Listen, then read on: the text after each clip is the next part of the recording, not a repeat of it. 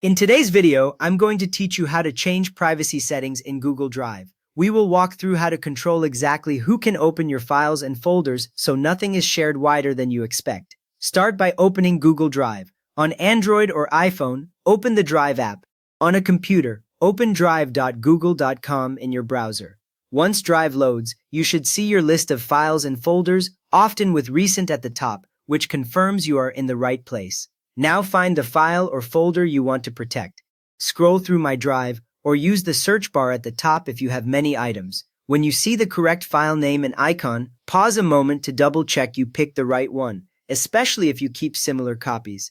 Once you have located it, tap or click the More button, shown as 3 vertical dots beside the file or folder name. When you open this menu, you will see several options such as Share and Move and others, which tells you the menu opened correctly. From that menu, select Share.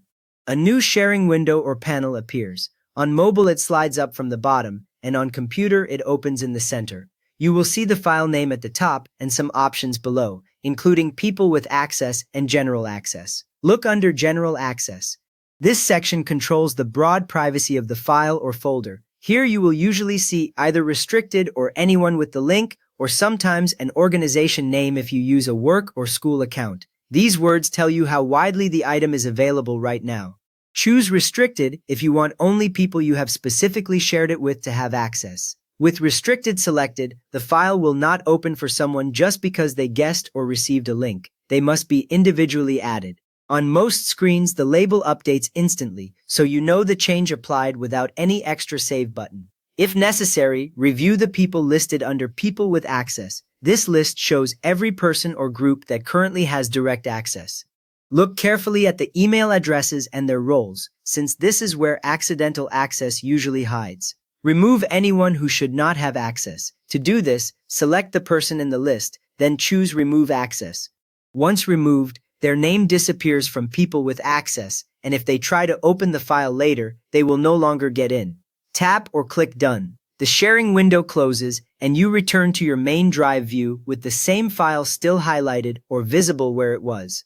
For the most private setting, remember the path Share, then General Access, then Restricted. With Restricted, only people who already have permission can open the file, even if someone forwards the link. You can also change someone's access instead of removing them completely.